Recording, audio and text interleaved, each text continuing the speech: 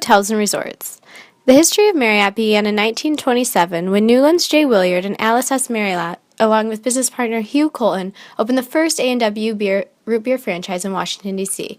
They had then added hot food items and called their restaurant Hot Shops. In 1969, Marriott opens the first international hotel. In 1972, J.W. Marriott Jr. is named Chief Executive Officer of Marriott, and in 1983, the first Courtyard Hotel is opened. In 1987, Marriott acquires Residence Inn and pioneers the extended stay lodging business. In 1995, Marriott brings a historic brand into its portfolio when it acquires 49% interest in the Ritz-Carlton. 1997, Marriott launches Town Place Suites and acquires Renaissance Hotel Group. 1998, Marriott launches Spring Hill Suites by Marriott. In 2008, Bill Marriott and Ian Schrager officially announced the Edition brand. 2009, Marriott launches Autograph Collection. And in 2012, Arnie Sorensen becomes president and CEO of the Marriott International. Marriott acquires Gaylord Hotels as well. And in 2015, Marriott International acquires Delta Brands and Resorts, becoming the largest full-service hotelier in Canada.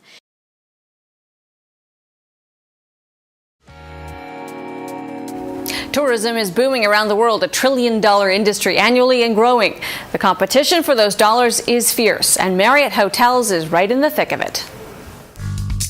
It's one of the world's largest hotel chains, offering more than 700,000 rooms across 4,000 properties in 80 countries and territories. It recently got larger, buying Canada's Delta Hotels for $168 million. One of Marriott's strengths is catering to every sort of traveler. The chain operates 18 brands across the entire range of pricing options. At the highest end, names like Ritz-Carlton and J.W. Marriott, and the more budget-conscious Courtyard by Marriott or Residence Inn. But it's not just the cost of a room that matters. Marriott and its president and CEO Arnie Sorensen have been forced to adapt to a new type of traveler. The company is expanding its options in the rapidly growing economies of India and China and their burgeoning middle classes, and it's appealing to younger travelers that might forego traditional options like room service but expect free Wi-Fi and mobile booking.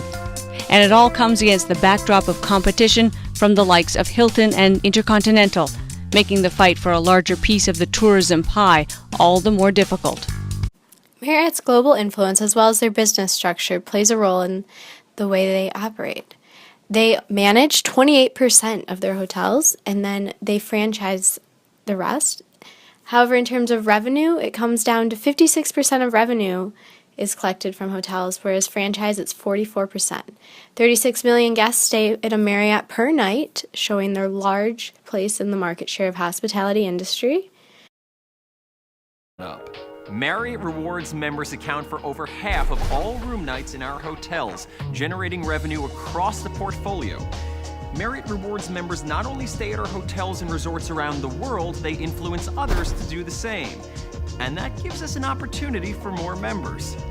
These relationships are how Marriott Rewards has grown into the longest-running, most awarded loyalty program in the hospitality industry, with over 33 million members.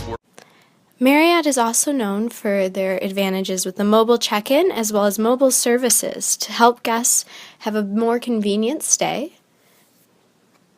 Travel opens up a world of possibility, where an app becomes your personal concierge. And everything centers around you. Marriott. Travel brilliantly. These advantages to Marriott are displayed in their ADR. As you can see, their highest average daily rate comes from the Caribbean and Latin America, where they have mostly resort-style hotels and all-inclusive. However, their average daily rate in North America is around $165, which is just a little short of their overall ADR, which is $179. They do have a higher occupancy rate than the average in the United States, with 70% annual occupancy. In the United States as a whole, the annual occupancy is 62.3% as of 2014. Marriott employs 102,000 people in the United States and over 20,000 in the rest of the world between all their Marriott International hotels. As a whole, that comes out to 123,500 people as of 2014 that they employ globally.